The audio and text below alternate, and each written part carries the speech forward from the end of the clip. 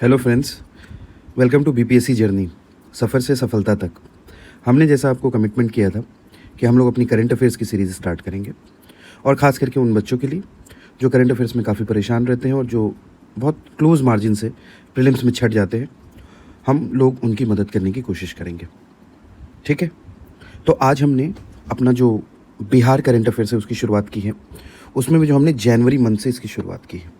आप देख सकते हैं जनवरी मंथ के जितने भी इंपॉर्टेंट करंट अफेयर्स हैं, जितने भी सोर्सेज इंपॉर्टेंट हैं जो मार्केट में चलते हैं, उन सबको देखने के बाद ही हमने जो एग्ज़ाम में आने वाले कंटेंट है, जो एग्ज़ाम में आने वाला क्वेश्चन है, उसको हमने क्रिएट करने की कोशिश की है।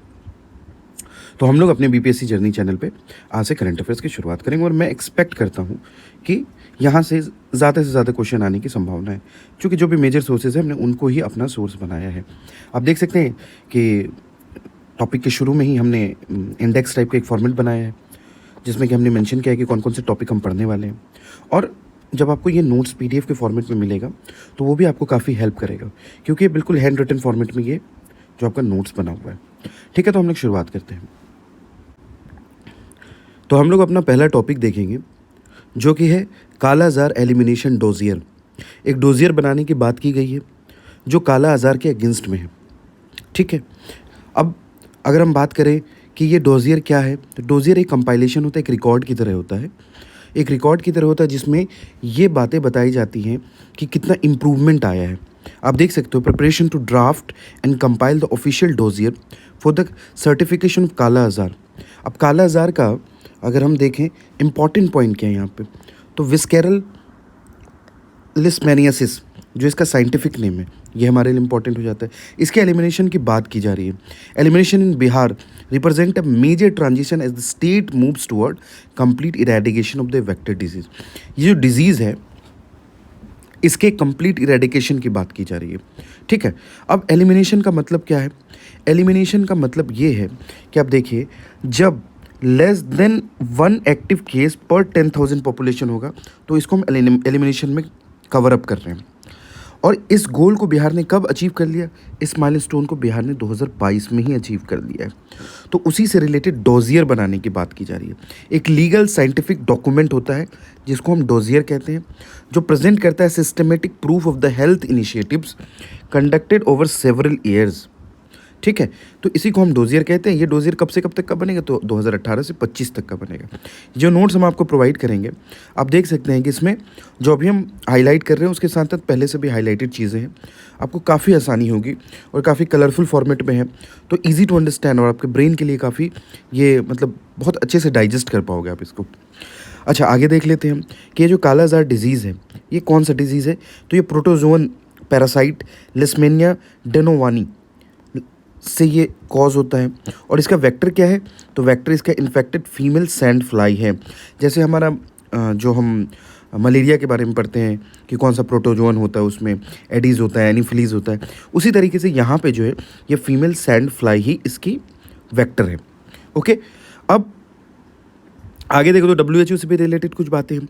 WHO ने क्या कहा कि वर्ल्ड हेल्थ ऑर्गेनाइजेशन इन्होंने वैलिडेशन किया है किस चीज़ का, और ये certifies elimination based on 3 years of continuous surveillance.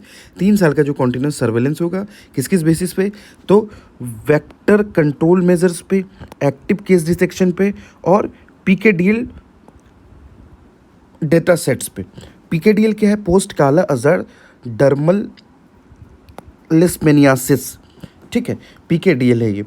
तो इन चीज़ों से रिलेटेड क्यूटेनियस इन्फेक्शन होता है, ये थेरोपेटिक मैनेजमेंट रिकॉर्ड्स, मतलब 3 टाइप के ऐसे पैरामीटर्स रखे गए WHO के द्वारा, जिसके बेसिस पे यहाँ पे एलिमिनेशन या फिर जो सर्टिफिकेशन की बात है वो यहाँ पे मिलेगा। ठीक है, एक चीज़ और हमारे लिए क्या इंपॉर्टेंट है, काफ़ी इंपॉर्टेंट है RK39 डायग्नोस्टिक किट। अगर आपसे डायरेक्टली पूछा जाएगा तो ये RK39 टेस्ट जो है वो किससे रिलेटेड है? तो ये काला आज़ार से रिलेटेड है। तो ये एक टॉपिक हमारा काफ़ी इंपॉर्टेंट टॉपिक है। बिहार में एलिमिनेशन की बात की जा रही थी, तो हमने इसको कवर करने का कार्य किया, और इससे रिलेटेड जो भी चीज़ें थी उसको भी हमने यहाँ पे मेंशन किया है। आगे चलते हैं हम अपना दूसरा टॉपिक अगर देखते हैं, तो दूसरा टॉपिक है बिहार इकोनॉमिक प्रोग्रेस से रिलेटेड, जो 2024-25 का डेटा आया है, जिसको कि हमारे जो प्लानिंग एंड डेवलपमेंट मिनिस्टर हैं विजेंद्र प्रसाद यादव जी ने, इसको जब इस डेटा को पब्लिक किया तो उसमें हमें ये पता चलता है कि जो हमारा जीएसडीपी ग्रोथ रेट है, जो हमारा ग्रोथ रेट है वो 13.09 है, जो नेशनल ग्रोथ रेट से ज़्यादा है। और जो हमारा कांस्टेंट प्राइस पे वो 8.64 है। हमने कई बार देखा कि डायरेक्टली यहाँ से क्वेश्चन पूछा जाता है, सीधा क्वेश्चन पूछा जाता है आपसे कि ग्रोथ रेट ऑफ बिहार क्या है या फिर नेशनल ग्रोथ रेट क्या है, ये भी पूछा जाता है। तो जो हमारा नेशनल ग्रोथ रेट है उसके कंपैरिजन में बिहार का ग्रोथ रेट ज़्यादा है। और आप देखो पर कैपिटा इनकम से भी रिलेटेड अभी 71वां में भी ये क्वेश्चन पूछा गया, 70वां में भी ऐसे क्वेश्चन पूछे गए। तो आपको सीधा देखना है यहाँ पे कि जो हमारा पर कैपिटा जीएसडीपी वो कितना 76490 76,490 रुपीज़ है। जब हम सर्वे के बारे में पढ़ेंगे, बजट के बारे में पढ़ेंगे, तो वहाँ पे हम ये डेटा को और अच्छे से देखेंगे। और हमारे कांस्टेंट प्राइस पे कितना है 4973 40973 40,973 हमारा कांस्टेंट प्राइस पे पर कैपिटा इनकम है। ठीक है, अब और क्या देखेंगे, यहाँ पे कुछ डेटास दिए हुए हैं कि जो अप्रूव्ड प्रोजेक्ट है 357 प्रोजेक्ट को अप्रूव किया गया है और जो हमारा एस्टिमेटेड एक्सपेंडिचर है वो 16,887 करोड़ का है। ये डेटा हमारे लिए उतना इंपॉर्टेंट नहीं है, लेकिन फिर भी हमने इसको यहाँ पे कवर अप किया है। ठीक है, तो यहाँ पे 13.09 हमारा ग्रोथ रेट है और 8.640 हमारा कांस्टेंट प्राइस पे ग्रोथ रेट है। ठीक है, आप देख सकते हैं यहाँ पे बिल्कुल टेबल के फॉर्मेट में इस चीज़ को बताने की कोशिश की गई। हमारा तीसरा टॉपिक जो है वो हम देखेंगे कि एक्सपोर्ट प्रिपेयर्डनेस इंडेक्स, एक ईपीआई इंडेक्स आता है 2024 में आता है। कौन इसको लॉन्च करता है? तो नीति आयोग के द्वारा ये लॉन्च किया जाता है। ठीक है, और 2026 के साइकिल में लॉन्च किया जाता है। डेटा लिए जाते हैं 2024 के टाइम के, लेकिन ये जो साइकिल है 2026 का साइकिल है। इसमें किस चीज़ पे बात की जा रही है? तो स्टेट वाइज एक्सपोर्ट रेडीनेस की बात की जा रही है कि कितना एक्सपोर्ट हम कर पा रहे हैं। सारे स्टेट का एक जो इंडेक्स है वो निकाला गया। ये कॉम्पिटिटिव फेडरलिज्म से रिलेटेड जो इंडेक्स निकालता है नीति आयोग। तो अब देखो, detailing state wise export readiness parameters across pillars like policy. कौन कौन से पिलर्स पे? पॉलिसी पे, बिजनेस पे, इकोसिस्टम पे, एक्सपोर्ट इकोसिस्टम पे और एक्सपोर्ट परफॉर्मेंस पे, उससे रिलेटेड ये हमारा इंडेक्स निकलता है। इस इंडेक्स में हम क्या देखते हैं, क्या आंकड़े निकल के आते हैं? तो बिहार पोजिशनिंग हाईलाइट, बिहार को यहाँ पे 16वां रैंक प्रदान हुआ है। 16वां रैंक बिहार को हासिल हुआ है और ओवरऑल रैंक जो है वो 19th पोजीशन है अक्रॉस ऑल कैटेगरीज। सारे कैटेगरी में अगर हम देखें तो बिहार की रैंक कितनी है? 19th है। और जो बिहार की रैंक आई है वो 16th आई है नेशनली। ठीक है, अब आगे अगर हम देखते हैं तो इंडेक्स कैटेगरी, जो इंडेक्स कैटेगरी में हम देखें तो classified under the Aspire category. Bihar को कौन सी कैटेगरी में रखा गया है? तो एस्पायर कैटेगरी में रखा गया है। टॉप स्टेट कौन है हमारे? जो ईपीआई इंडेक्स है उसमें टॉप किसने किया? तो महाराष्ट्र ने किया और तमिलनाडु ने सेकेंड पोजीशन यहाँ पे सिक्योर किया है। तो ये चीज़ भी हमको याद रखनी है कि एक्सपोर्ट प्रिपेयर्डनेस इंडेक्स में बिहार की रैंक 16 है, महाराष्ट्र ने टॉप किया है और तमिलनाडु ने सेकंड किया है। ठीक है, intra state district contribution, Begusarai जो हमारे बिहार का एक महत्वपूर्ण ज़िला है, तो among Bihar 38 district Begusarai contributed the highest individual share in Bihar overall export.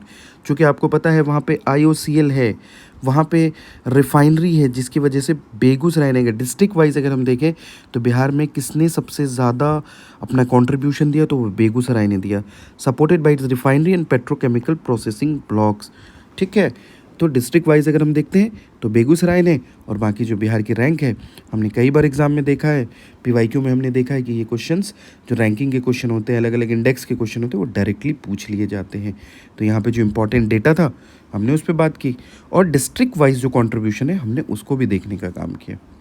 आगे अगर हम चले, हमारा अगला जो टॉपिक है वो स्टार्टअप सीड फंड से रिलेटेड है। ठीक है, स्टार्टअप सीड फंड की अगर हम बात करें तो ये किस लिए लॉन्च किया गया है? To promote the startup ecosystem. जो स्टार्टअप का, एंटरप्रेन्योरशिप का जो इकोसिस्टम वो बहुत कम है, तो उसको इनकरेज करने के लिए बिहार में स्टार्टअप इकोसिस्टम को इनकरेज करने के लिए स्टार्टअप सीड फंड स्टार्ट किया गया है और जो यूथ हैं बिहार के उनको इनकरेज करने के लिए ये कार्य किया गया है। पहले कितना था? तो 10 लाख रुपए था प्रीवियस सीड फंड, लेकिन उसको बढ़ा के अभी 25 लाख कर दिया गया है। तो ये भी डेटा हमारे लिए काफ़ी इंपॉर्टेंट है। ग्लोबल कैपेबिलिटी सेंटर की अगर हम बात करें तो ये GCC पॉलिसी 2026 जो है ये approve directly by the Bihar cabinet to attract multi national companies. Bihar में मल्टीनेशनल कंपनीज़ आए, अलग अलग कंपनी आके यहाँ पे अपनी फैक्ट्री डाले, ताकि यहाँ पे जो रोज़गार है वो उपलब्ध हो पाए। और कहीं ना कहीं जो हमारा माइग्रेशन है, इसकी वजह से माइग्रेशन रुक पाए। अभी इलेक्शन का बहुत बड़ा मुद्दा भी था माइग्रेशन, तो इसलिए आप देखो यहाँ पे global capacity centre policy launch की गई, डायरेक्टली कैबिनेट ने इसको अप्रूव किया है। और इसका मेन रीज़न क्या है इसको लॉन्च करने का, ताकि हम एम्प्लॉयमेंट जनरेट कर सकें और आईटी सर्विस सेक्टर को प्रमोट कर सकें। ये भी हमारा लक्ष्य है जीसीसी पॉलिसी को लॉन्च करने का। ठीक है, अब एक और चीज़ हम देखते हैं यहाँ पे कि न्यूली अप्रूव्ड पॉलिसी जो ये हमारी जीसीसी है, इसमें हम क्या देखते हैं कि companies establishing capability nodes in Bihar will get 30% subsidy. जो भी कंपनी बिहार में आके कार्य करेगी उनको 30% सब्सिडी मिलेगा कैपिटल एक्सपेंडिचर में, जिसको हम कैपेक्स कहते हैं, उसमें 30% सब्सिडी मिलेगा, जो कि बहुत बड़ा अमाउंट है। Capped up to a maximum subsidy limit 50 crore तक की सब्सिडी मिलेगी। तो ये गवर्नमेंट का काफ़ी सराहनीय कदम है, जिससे कि यहाँ पे हमारे यहाँ एम्प्लॉयमेंट जनरेशन हो सके, आईटी सर्विस सेक्टर डेवलप हो सके और यहाँ पे मल्टीनेशनल कंपनीज़ आ सकें, जिसकी कि काफ़ी कमी है। तो उस चीज़ के लिए भी यहाँ पे कार्य किया जा रहा है। इससे हमारे यहाँ एम्प्लॉयमेंट जनरेशन भी होगा और जो हमारा माइग्रेशन है, जो ब्रेन ड्रेन है, जो हमारा ह्यूमन ड्रेन है, वो भी रुकेगा। ओके, तो ये डेटा हमारे लिए इम्पॉर्टेंट है। हमने सीड फंड भी देखा, 10 लाख से बढ़ाकर 25 लाख कर दिया गया है। उसके बाद क्या है भाई, तो प्री मैट्रिक स्कॉलरशिप इसको डबल कर दिया गया है। एक, to reduce student drop out rate. Bihar में आप जानते हो कि according to the census of 2011 काफ़ी कम लिटरेसी रेट है, तो उसको बढ़ाने के लिए स्कूल ड्रॉप आउट काफ़ी सारे स्कीम्स लॉन्च किए गए हैं। तो अभी यहाँ पे एक रिवाइज्ड स्कॉलरशिप मैट्रिक्स भी लॉन्च किया गया है। क्या है भाई, तो क्लास 1 to 5 के बच्चों को ₹600 मिलते थे, उनको बढ़ा के 1200 कर दिया गया है। उनके स्कॉलरशिप को सीधा डबल कर दिया गया है। उसके बाद जो 5 से 6 के बच्चे थे उनको 1200 मिलते थे, तो उनको 2400 कर दिया गया। और जो 7 से 10 के बच्चे थे उनको 1800 मिलते थे, 3600 कर दिए गए। तो गवर्नमेंट का काफ़ी सराहनीय कदम है ये, जिससे कि ड्रॉप आउट रेशियो भी कम हो जाएगा और हमारे यहाँ जो लिटरेसी है, एजुकेशन है, वो बढ़ पाएगा। खास करके enhance educational access in rural schools. जो रूरल ग्रामीण क्षेत्र है जहाँ पे ड्रॉप आउट रेशियो बहुत ज़्यादा है, खास करके लड़कियों का ड्रॉप आउट रेशियो बहुत ज़्यादा है, उसको बढ़ाने के लिए ये काम किया गया है। तो सिंपल हमारे एग्ज़ाम में पूछा जा सकता है कि जो हमारा प्री मैट्रिक स्कॉलरशिप है उसको डबल कर दिए गए। और ये आंकड़े भी हम दे सकते हैं, 600, 1200, 1800, काफ़ी ईजी है। और जब आप मेंस आंसर राइटिंग करोगे या मेंस में जब आप इन डेटाज को यूज़ करोगे बिहार के परिप्रेक्ष्य में, तो काफ़ी बेनिफिट होने वाला है आपको। कैबिनेट ने एक और अप्रूवल दिया है। किस चीज़ का अप्रूवल दिया है भाई, scholarship allocation are deposited directly into bank accounts. Direct benefit transfer का भी इस्तेमाल किया गया, ताकि जो बिचौलिया वाला सिस्टम है, एलिमिनेटिंग ब्यूरोक्रेटिक लीकेजेस। जो लीकेजेस हम देखते हैं, जो पॉलिसी पैरालिसिस हो जाती है, तो ये ट्रांसपेरेंसी के लिए हमने direct bank transfer, direct benefit transfer का भी माध्यम चुना है यहाँ पे स्कॉलरशिप को प्रोवाइड करने के लिए। 7 निश्चय की अगर हम बात करें, काफ़ी इम्पॉर्टेंट है बिहार के पर्सपेक्टिव में। जब हम देखते हैं, चाहे मेंस की बात करें, प्रीलिम्स की बात करें या इंटरव्यू की बात करें, ये पोर्शन काफ़ी इंपॉर्टेंट हो जाता है। तो 7 निश्चय 3.0 जो लॉन्च किया गया, इसमें जो 7वां निश्चय है वो है ग्रीवेंस रिड्रेसल के लिए। और इसका क्या है, तो सबका सम्मान, जीवन आसान। तो स्टेट गवर्नमेंट ने grievance redressal model under the 7 निश्चय program establishing systematic path for civic complain. जितने भी सिविक कंप्लेन है उनके लिए एक सिस्टमेटिक पाथ बनाने की कोशिश की गई है।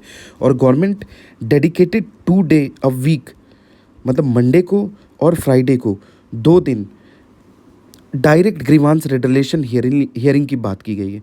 मतलब मैं आपको इसको आम भाषा में समझा देता हूँ कि जो भी हमारे सरकारी अधिकारी हैं या फिर जो भी मंत्री हैं जिनको इसमें अपॉइंट किया गया है, वो मंडे और फ्राइडे के दिन लोगों की ग्रीवांसेस, लोगों की शिकायतें सुनेंगे।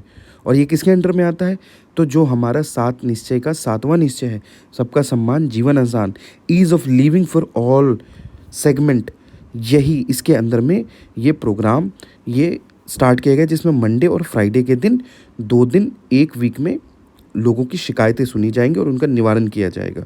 ठीक है, अब 7 निश्चय की जब बात आई है, तो 7 निश्चय 1 कब आया था, 2015 से 20 में आया था। 7 निश्चय 2 कब आया था, तो 20 से 25 में। और 7 निश्चय 3 कब आया था, 2025 से 30 में आया था। तो ये भी हम याद रखेंगे। ठीक है, उसके बाद हम समृद्धि यात्रा की बात करते हैं। नीतीश कुमार जी के द्वारा एक यात्रा की गई थी जिसका नाम था समृद्धि यात्रा। अब तो हमारे सीएम चेंज हो गए हैं, तो हो सकता है कि इम्पोर्टेंट ना हो, लेकिन चूँकि उनकी आखिरी यात्राओं में से एक इम्पॉर्टेंट यात्रा थी ये, तो हम इसको देख सकते हैं। कब स्टार्ट हुई थी ये? तो 16 जनवरी 2026 को स्टार्ट हुई थी। स्टार्टिंग पॉइंट क्या था? हमेशा ये बेतिया से, वेस्ट चंपारण से ही अपनी यात्रा शुरू करते हैं। तो इन्होंने बेतिया से वेस्ट चंपारण से यात्रा शुरू की थी और इसको 24 जनवरी को वैशाली में ख़त्म कर दिया था। ठीक है, इसका प्राइमरी एजेंडा क्या था? तो डायरेक्ट पब्लिक इंटरेक्शन करना था इनको, परफॉर्मेंस रिव्यूज़ करना था कि क्या क्या हमने कार्य किया अपने शासनकाल में, उस चीज़ को देखना था। म्युनिसिपल बॉडीज़ को देखना था। ऑन साइट चेकअप जल जीवन हरियाली, जो कि काफ़ी फ्लैगशिप प्रोग्राम था बिहार का, उसको देखने के लिए इन्होंने अपनी समृद्धि यात्रा लॉन्च की थी। ठीक है,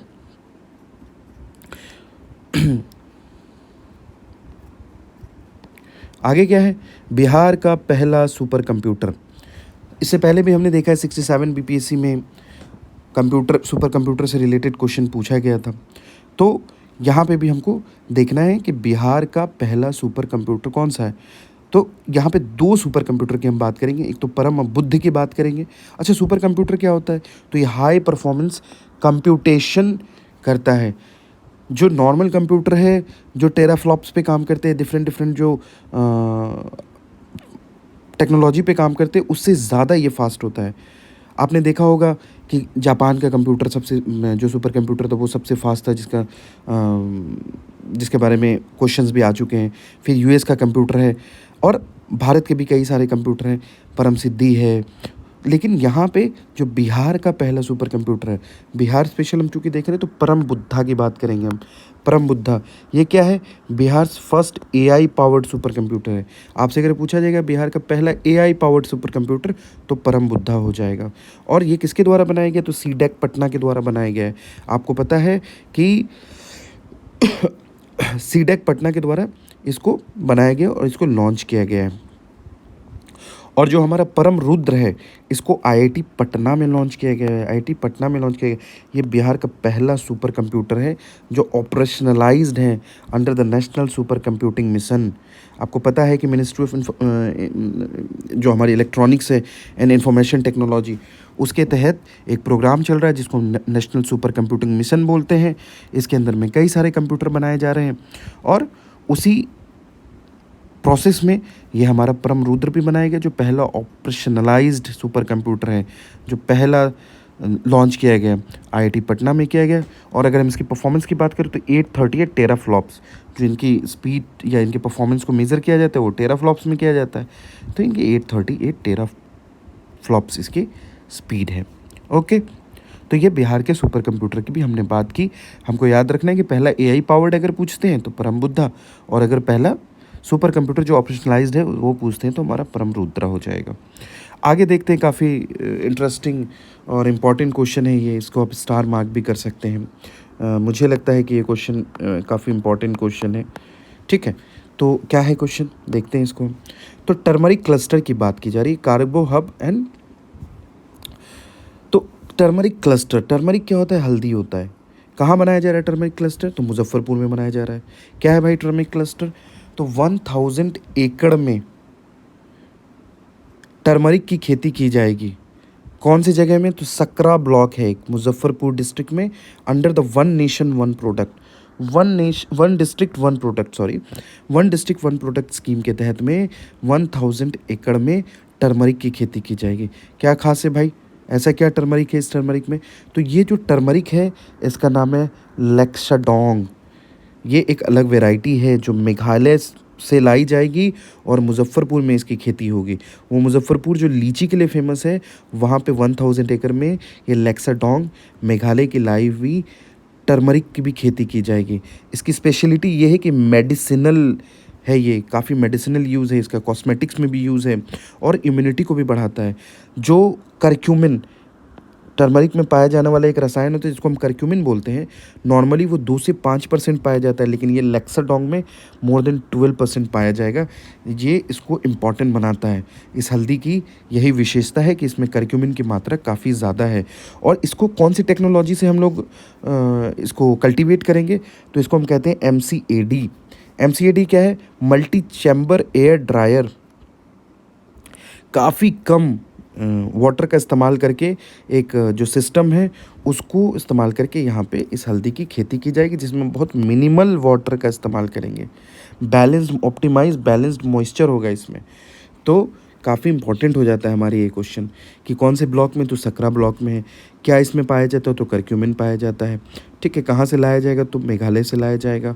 और कौन सी वैरायटी है, तो लैक्साडोंग इस हल्दी की वैरायटी का नाम है। अब हम आगे देखते हैं दरभंगा एयरपोर्ट कार्गो हब के बारे में। तो दरभंगा में एक कार्गो हब बनाया गया, ठीक है, जिसमें इंटीग्रेटेड लॉजिस्टिक पार्क है। इसको अप्रूव किया गया है near Darbhanga airport to boost regional trade and fresh produce export. अब क्या है, जो भी चीज़ें दरभंगा में कोई कार्गो हब बन जाएगा अगर कार्गो का, तो यहाँ से उसको हम ट्रांसपोर्ट कर सकते हैं, ईजिली ट्रांसपोर्ट कर सकते हैं। ये नॉर्मल सी चीज़ है। दूसरा हम देखते हैं पीएम एकता मॉल के बारे में देखते हैं। एकता मॉल, जिसको हम यूनिटी मॉल के नाम से जानते हैं, ये कहाँ बनाया जा रहा है, तो ये बेली रोड पटना में बनाया जा रहा है। वही बेली रोड जो कि आपके पटना का बहुत फेमस है। किसके तहत बनाया जा रहा है, तो वन डिस्ट्रिक्ट वन प्रोडक्ट के तहत इसको भी खोला जा रहा है। यहाँ पे रीजनल जो हैंडलूम्स हैं, क्राफ्ट्स हैं, ज्योग्राफिकल इंडिकेटर्स हैं, इन सबको यहाँ पे एक छत के नीचे रखा जाएगा। जो भी हमारे जीआई टैग मिले हुए प्रोडक्ट हैं, चाहे वो मिथिला मखाना हो, चाहे जो भी चीज़ें हो, हमारी मुजफ्फरपुर की शाही लीची हो, या जरदालू आम हो, या जो हमारे सुजनी एम्ब्रॉयडरी है, वो सारी चीज़ें एक छत के नीचे मिलेगी, जिसका नाम पीएम एकता मॉल रखा गया है। ओके, आगे देखते हैं जीविका मिशन एक्सपेंशन की बात की जा रही है। जो जीविका मिशन है, जिसको हम बिहार रूरल लाइवलीहुड प्रोजेक्ट के नाम से जानते हैं, which serves as the backbone of rural women's empowerment. Jeevika Didi काफ़ी फेमस, काफ़ी इंपॉर्टेंट टॉपिक है ये बीपीएससी के पर्सपेक्टिव से। जो सेल्फ हेल्प ग्रुप है, जिसको कि हम जीविका दीदी के नाम से जानते हैं, उन्होंने officially cross the landmark of organizing over 10 lakh, 10 lakh से ज़्यादा यहाँ पे जो महिलाएं इसमें शामिल है। जो सेल्फ हेल्प ग्रुप जीविका दीदी का है, उसमें 10 लाख लोग शामिल हो चुके हैं ऑफिशियली। दीदी की रसोई का भी एक्सपेंशन हो रहा है। दीदी की रसोई जो है, ये कम्युनिटी किचन इनिशिएटिव है, ठीक है, जो कि हमारे जितने भी सरकारी अस्पताल हैं, इसको सबसे पहले 2018 में लॉन्च किया गया था। और डिफरेंट जगह में दीदी की रसोई को लॉन्च किया गया है। कहाँ कहाँ लॉन्च किया गया है, तो हमने देखा कि जो हमारे हॉस्पिटल्स हैं, गवर्नमेंट हॉस्पिटल्स, वहाँ पे दीदी की रसोई चल रही है। ऊपर से साथ में क्या, Bihar state road transport corporation जो है, वहाँ पे providing travellers with clean and affordable food. जो हमारा बीएसआरटीसी है, जो बिहार का ट्रांसपोर्ट है, वहाँ पे भी more than 19 major bus depot में दीदी की रसोई कार्यरत है। काफ़ी एक्टिवली कार्य कर रही है। नीरा जैसा ड्रिंक बना रही है दीदी की रसोई। और भी कई चीज़ों में जो सेल्फ हेल्प ग्रुप हैं, सेल्फ एम्प्लॉयमेंट में ये कार्य कर रही हैं, ठीक है। और इसकी असिस्टेंट, जो इसकी शुरुआत कब हुई थी, अगर हम BRLPS की बात करें, रूरल जो जीविका मिशन है, तो 2016 में हुआ था। वर्ल्ड बैंक की सहायता से हुआ था। ऑफिशियल स्टेट वाइड लॉन्च ये कब हुआ था, 2 अक्टूबर 2017 में हुआ था ये, ठीक। आगे है रिसर्च लेबोरेटरीज़ की अगर हम बात करें, तो national stem cell and astronomy laboratory खोली जा रही है। कहाँ खोली जा रही है भाई, पहले तो हम ये देखेंगे कि है क्या। तो नेशनल स्टेम सेल से रिलेटेड काफ़ी बार क्वेश्चन पूछा जाता है। तो एक लेबोरेटरी है जो कि स्टेट गवर्नमेंट के द्वारा, complex approved by the state government, एक रिसर्च लेबोरेटरी खोली जा रही है जिसको गवर्नमेंट के द्वारा अप्रूव कर दिया गया है। और ये आर्यभट्ट नॉलेज यूनिवर्सिटी जो है आपका मीठापुर इलाके में, वहाँ पे उसके कैंपस में इसको कंस्ट्रक्ट किया जाएगा, जो नेशनल स्टेम सेल लेबोरेटरी है। इसका ऑब्जेक्टिव क्या होगा भाई, तो advance infrastructure for astronomical observation, obvious सी बात है, and stem cell therapeutic cloning research in north India. तो ये जो हमारे आर्यभट्ट नॉलेज यूनिवर्सिटी, इसके कैंपस के अंदर में नेशनल स्टेम सेल लेबोरेटरी खोली जाएगी, ठीक है। अब हम देखेंगे हिस्टोरिकल मुंगेर गन फैक्ट्री के बारे में। जो मुंगेर में गन फैक्ट्री खोली गई थी, जब हम अपना हिस्ट्री पढ़ते हैं, मॉडर्न हिस्ट्री पढ़ते हैं खास करके हम, तो हम वहाँ देखते हैं कि मीर कासिम के द्वारा एक फैक्ट्री खोली गई थी। वो फैक्ट्री 1762 में खोली गई थी, जो कि जब मुर्शिदाबाद से कैपिटल को शिफ्ट कर दिया गया था मुंगेर में, तो वहाँ पे अंग्रेज़ों के ख़िलाफ़ इन्होंने अपनी प्रिपरेशन करने के लिए वहाँ पे गन फैक्ट्री भी खोली थी। तो the oldest operating arms factory in the state return to headlines. तो चूँकि यहाँ पे अभी क्या है, मीर कासिम के द्वारा जो फैक्ट्री खोली गई थी कैपिटल को शिफ्ट करने के बाद, it was recently featured in the news over lease. तो इसको क्या है, दोबारा से लीज पे लिया गया है और Bihar defence career planning corridor planning के द्वारा। तो ये दोबारा से न्यूज़ में है, इसलिए हमको इसको यहाँ पे देख लेना है कि किसके द्वारा बनाया गया है ये। ओके, आगे देखते हैं हम लोग। वाटर रिसोर्सेज से रिलेटेड है ये, क्या है, तो बराजेस बने हैं कहाँ, बागमती रिवर पे और महानंदा रिवर पे। काफ़ी हमारे बिहार स्पेशल में जब हम देखते हैं ज्योग्राफी पोर्शन से क्वेश्चन पूछे जाते हैं तो उसको करंट से रिलेट करके पूछा जा सकता है। तो the state has approved new barrages. तो आपसे पूछा जाएगा कि 2 न्यू बराज बने हैं, कौन कौन सी रिवर पे बने हैं, तो आपको बोलना है कि कहाँ बना है, to on key rivers in north Bihar to manage irrigation and water distribution. तो एक तो बागमती रिवर पे बना है, दूसरा महानंदा रिवर पे बना है। बागमती रिवर कहाँ से एंटर करती है, तो सीतामढ़ी डिस्ट्रिक्ट से करती है, और confluence and join the Kosi river near बदला घाट में ये कोसी को ज्वाइन कर लेती है। और अगर हम महानंदा की बात करें तो ये कहाँ से आती है भाई, तो ये नेपाल से आती है और ये किशनगंज डिस्ट्रिक्ट से एंटर करती है बिहार में। ठीक है, वो भी स्पेसिफिक जगह अगर हम बोले तो तैयबपुर से ये एंटर करती है। इंद्रपुर बराज की बात अगर हम करें तो ये कहाँ लोकेटेड है, तो सोन रिवर पे लोकेटेड है, जो कि रोहतास डिस्ट्रिक्ट में काफ़ी फेमस बराज है ये। और वाटर शेयरिंग एग्रीमेंट हुआ है एक बिटवीन बिहार एंड झारखंड, काफ़ी इंपॉर्टेंट हो जाता है ये न्यूज़। इंद्रपुरी बराज को लेकर, वाटर शेयरिंग को लेकर काफ़ी लंबे टाइम से एक डिस्प्यूट चल रहा था, तो उस डिस्प्यूट को रिजॉल्व किया गया है और बिहार और झारखंड के बीच में ये जो आप बोल सकते हो कि एक कहीं ना कहीं एक एग्रीमेंट को साइन किया गया है। Out of the total shared, जो टोटल शेयर्ड वाटर है 7.75 मिलियन एकड़ फीट, जो ये वाटर है बिहार को कितना मिलेगा, 5.75 मिलेगा of Son water boosting irrigation in the dry plains of south Bihar. तो इससे जो हमारा इंद्रपुर बराज है, इससे हमारा साउथ बिहार कहीं ना कहीं इरिगेशन वहाँ का कंप्लीट होता है। आगे देखते हैं हम लोग, आगे क्या है, बिहार जू एंड सफारी नेटवर्क। तो बिहार में अगर हम बात करें तो पटना जू, जिसका नाम है संजय गांधी बायोलॉजिकल पार्क, ठीक है, और यहाँ पे नालंदा जू सफारी भी है जो हमारा नालंदा में है। और अंडर कंस्ट्रक्शन अगर हम बात करें तो रानीगंज जो अररिया में, वहाँ पे एक जू क्रिएट हो रहा है, और प्रपोज़ल है गया में एक जू का प्रपोज़ल है। ठीक है, पटना जू की अगर हम बात करें तो पटना जू राफ्टिंग संजय गांधी जैविक उद्यान जो है हमारा, ये 4th इन इंडिया है इन द लार्ज जू category for wild life conservation. ठीक है, तो बेसिकली ये न्यूज़ में इसलिए था क्योंकि या ये इसको 4th रैंक प्राप्त हुआ है इंडिया में, किस चीज़ के लिए, in the zoo category for cleanliness and wild life conservation के लिए। साथ के साथ हमने ये भी देख लिया कि रानीगंज में भी एक जू बन रहा है, जो कि कहीं ना कहीं शुरुआत होने वाला है, और गया में भी एक प्रपोज्ड है। चलिए, पहला ड्राई पोर्ट कहाँ बना, तो बिहटा में बना। काफ़ी पुराना सवाल है ये, ऑलरेडी हम लोग देख चुके हैं। तो ये जो हमारा ड्राई पोर्ट है ये बिहटा में बनाया गया है, जिसका नाम क्या है, प्रिस्टाइन मगध ड्राई पोर्ट नाम रखा गया है। Develop jointly by pristine Magadh infra private limited and the state government to simplify export import logistic. जब पोर्ट बन जाएगा तो उससे हमारे लॉजिस्टिक में मदद मिलेगी। दूसरी चीज़ क्या है, जो हमारा भागलपुर का जीआई टैग कतरनी राइस है एंड प्रीमियम मसूर लेंटिल्स, जो मसूर दाल होते हैं, वो एक्सपोर्ट किए गए Dubai directly from the Bihta dry port.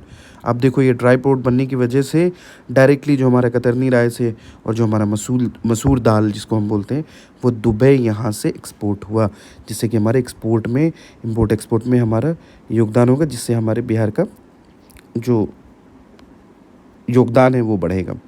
ठीक है, अब हम देख लेते हैं कुछ चीज़ें जो कि जुडिशियल बेंच से रिलेटेड है। तो पटना हाई कोर्ट के अभी जो चीफ जस्टिस हैं संगम साहू जी थे, लेकिन अभी जो रिसेंट है वहाँ पे 48 चीफ जस्टिस ऑफ बिहार कौन बन गई हैं, उनका नाम है मीनाक्षी जी बनी हैं अभी।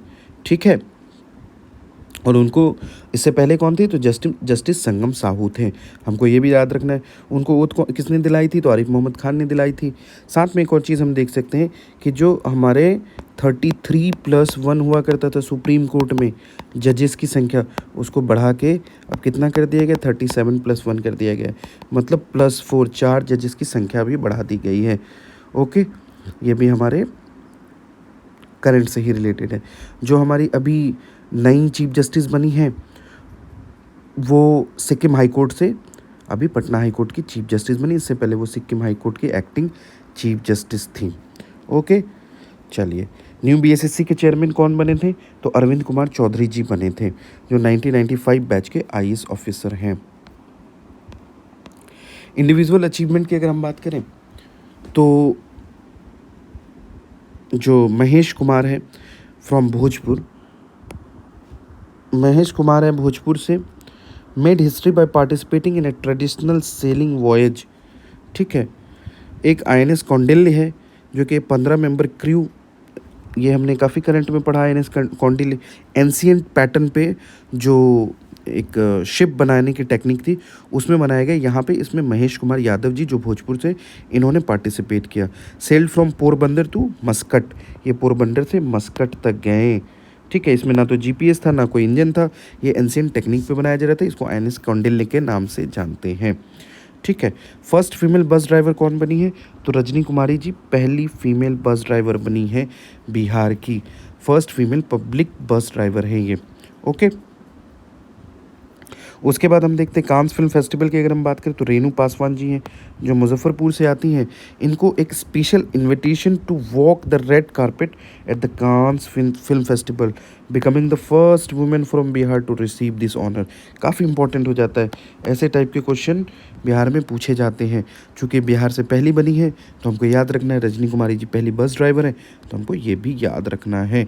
काफ़ी फैक्चुअल और एक्सप्लेनेटरी दोनों को मिक्स करके हमने टॉपिक्स को कवर करने की कोशिश की है, और मेरी गारंटी है ये कि इससे बाहर जाने के चांसेस काफ़ी कम रहेंगे। तो काफ़ी सोर्सेज को देखकर मैंने इस चीज़ को प्रिपेयर किया है। अब देखो, महारानी काम सुंदरी देवी हैं। महारानी काम सुंदरी देवी जी कौन है, 12 जनवरी 2026 को इनका देहांत हो गया एट द एज ऑफ 94।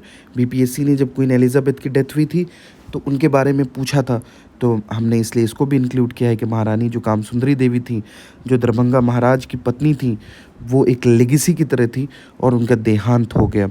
ठीक है, अब क्या इसमें इम्पोर्टेंट क्या है भाई, तो दरभंगा रॉयल फैमिली की ये आखिरी, ये third wife of Kameshwar Singh थी।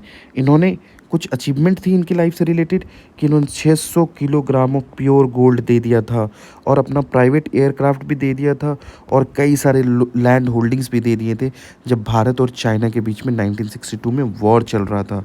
इसलिए ये काफ़ी फेमस लेडी हैं। इन्होंने अपना कंट्रीब्यूशन दिया, बिहार ने अपना कंट्रीब्यूशन दिया।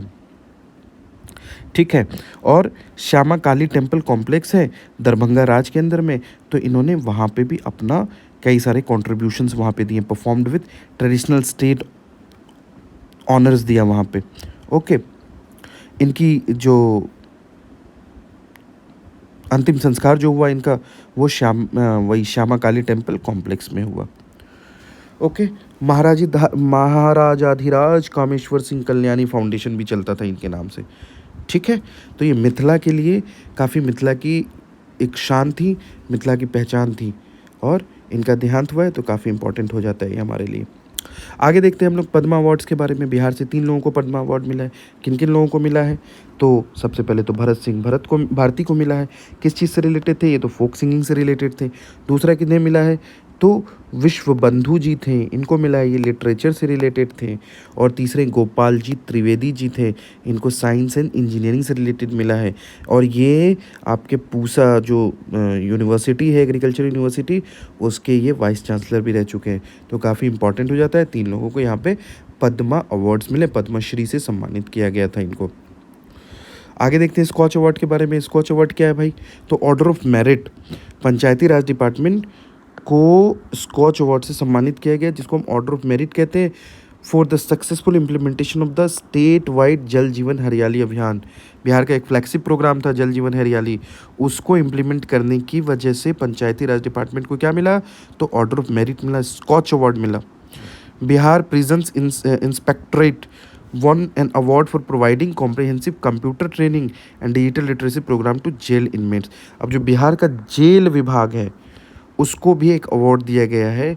किस लिए दिया गया है? क्योंकि उन्होंने जो जेल में जो कैदी थे उनको कंप्यूटर की ट्रेनिंग दी, वहाँ भी शिक्षा प्रोवाइड किया गया बिहार में, ठीक है। और प्रेसिडेंट मेडल्स भी दिए गए हैं, 22 बिहार पुलिस पर्सनल को दिए गए हैं। उनके नाम यहाँ पे मेंशन किए गए, लेकिन हमारे लिए नाम इंपॉर्टेंट नहीं है, हम बस ये देखेंगे प्रेसिडेंट मेडल कितने बिहार के पुलिस पर्सनल को दिया गया, तो 22 को दिया गया। ये काफ़ी इंपॉर्टेंट है, जिसको हम एपिकॉन के नाम से जानते हैं। एपिकॉन क्या है भाई? तो एपिकॉन का मतलब है annual conference of the association of physicians of India. जो इंडिया के टॉप क्लास फिजिशियंस है, जो इंडिया के टॉप क्लास डॉक्टर हैं, उनका एक कॉन्फ्रेंस हुआ। कहाँ हुआ? तो बापू ऑडिटोरियम में हुआ। बापू ऑडिटोरियम में आप देखो, नेशनल लेवल का एक प्रोग्राम है, नेशनल लेवल का एक कॉन्फ्रेंस है, वो कहाँ पे हो रहा है?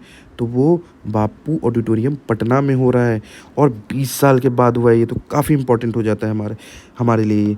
10,000 से ज़्यादा डॉक्टर ने इसमें पार्टिसिपेट किया, और यहाँ पे सेमिनार, वर्कशॉप और पोस्टर प्रेजेंटेशन का भी कार्य किया गया। और इसकी ऑफिशियल थीम क्या थी? तो मेडिकल साइंस एंड ह्यूमैनिटी इसकी ऑफिशियल थीम थी।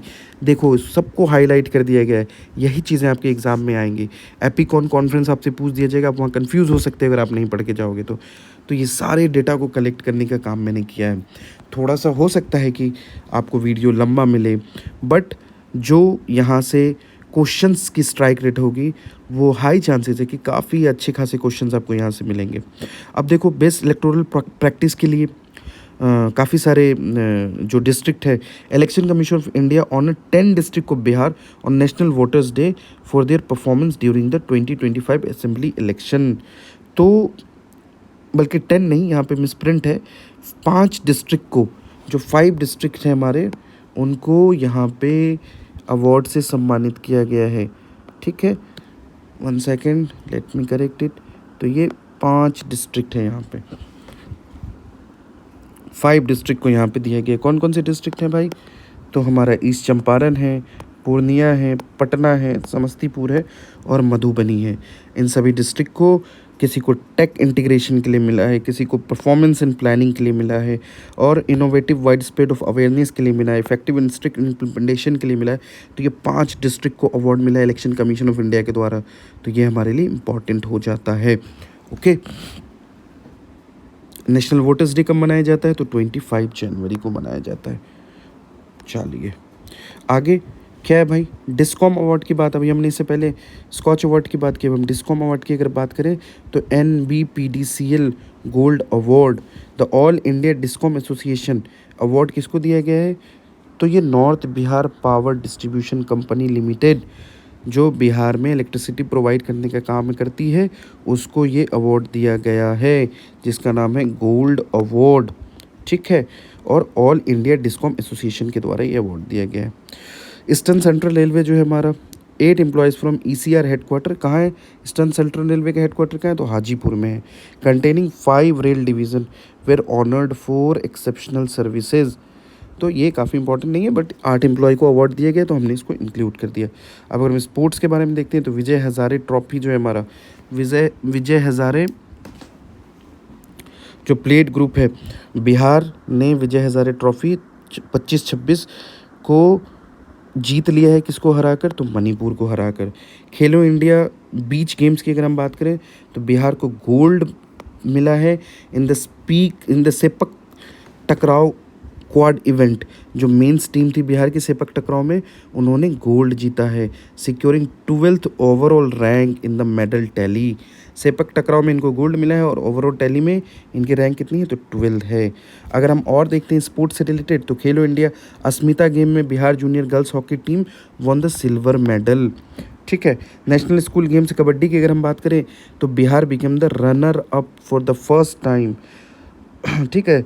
Rajneesh Kumar from Vaishali won the best rider award. Rajnish Kumar है, इनको बेस्ट राइडर अवार्ड मिला है। सब जूनियर नेशनल रग्बी की अगर बात करें तो बिहार वन द 10th सब junior national rugby championship under 15 by defeating Orissa. तो ये सिर्फ फैक्चुअल डेटा है, काफ़ी यहाँ से क्वेश्चन नहीं आते, बट फिर भी आपके नोट्स में इसको इंक्लूड किया गया है। अगर क्वेश्चन आते हैं तो आप यहाँ से देख सकते हैं। विराट रामायण मंदिर काफ़ी न्यूज़ में रहता है। अगर हम बात करें तो दुनिया का सबसे बड़ा शिवलिंग 33 फुट का ये शिवलिंग जो है, जो 210 मैट्रिक टन का है, इस सेट टू बी इंस्टॉल्ड। इसको इंस्टॉल कर दिया गया है विराट रामायण मंदिर में। कहाँ है? तो ईस्ट चंपारण में है ये, जानकी नगर। और एग्जैक्ट विलेज की अगर हम बात करें तो कथवलिया विलेज है ये। माँ जानकी टेम्पल की अगर हम बात करें तो ये कहाँ है? तो पुनौरा धाम सीतामढ़ी में है। ठीक है, आपसे अगर शिवलिंग की बात पूछी जाएगी या विराट रामायण मंदिर की बात पूछी जाएगी तो वो कहाँ है? तो ईस्ट चंपारण में है। लेकिन अगर आपसे माँ जानकी टेम्पल की बात पूछी जाएगी तो वो सीतामढ़ी में है। बिहार गौरव उद्यान एंड एनवायरमेंटल जोन की अगर हम बात करें तो देश रत्न डॉक्टर राजेंद्र प्रसाद बिहार गौरव उद्यान के नाम पे waste to wonder theme park construct किया गया है। कहाँ पे? तो पटना में। डॉक्टर राजेंद्र प्रसाद जी के नाम पे एक गौरव उद्यान बनाया गया जिसका नाम है बिहार गौरव उद्यान, जो कि जेपी गंगा पथ में है। Waste to wonder theme park है ये। और आगे क्या है भाई? तो marathon for global peace, the run for global peace marathon was organise in Bodh Gaya, hosting Thailand's royal representative for religious ceremonies at the sacred Mahabodhi temple. तो रन फॉर ग्लोबल पीस करके एक मैराथन हुआ जो कहाँ ऑर्गेनाइज किया गया? तो बोध गया, जो बुद्ध जो हमारे महाबोधि टेम्पल है जहाँ पे, वहाँ पे ये मैराथन खेला गया। अगर हम महाबोधि टेम्पल की बात करते हैं तो 2012 में इसको यूनेस्को वर्ल्ड हेरिटेज में डाला गया था। और दूसरा नालंदा महावीरा है जिसको 2016 में डाला गया था। ठीक है, Begusarai top exporter seed fund का बना, ये सब हमने पहले भी देख लिया था। तो आप देख सकते हो कि हमने ठीक ठाक टॉपिक कवर करने की कोशिश की है। लगभग आपके अच्छे खासे टॉपिक यहाँ पे कवर करवा दिए गए हैं। तो जो हमारा बिहार का करंट अफेयर्स है, बिहार का करंट अफेयर्स जो जनवरी मंथ का है, वो यहाँ पे लगभग हमारा कंप्लीट होता है और एक ठीक ठाक टॉपिक को हमने कवर करने का काम किया है। ठीक है, तो आगे जो हमारा अदर मंथ का होगा उसको भी हम करने का कार्य करेंगे। ठीक है, तो आप लोग इसको अच्छे से करें, रिवीजन करें और अपनी सफलता सुनिश्चित करें। फिर से मैं कहूँगा, चीज़ों को काफ़ी छाट कर यहाँ पे दिया गया है आपको, और आपको ये चीज़ें काम आएंगे। आपके एग्ज़ाम में यहाँ से क्वेश्चंस रिफ्लेक्ट होंगे। Thank you for watching again, all the best. अच्छे से पढ़ाई करें, अच्छे से रिवीजन करें और अपना पेपर क्लियर करें। वो जो शॉर्ट मार्जिन है जहाँ पे जाके आप रुक जा रहे हैं, उसको इस बार हम लोग साथ मिल के पार करेंगे। Thank you.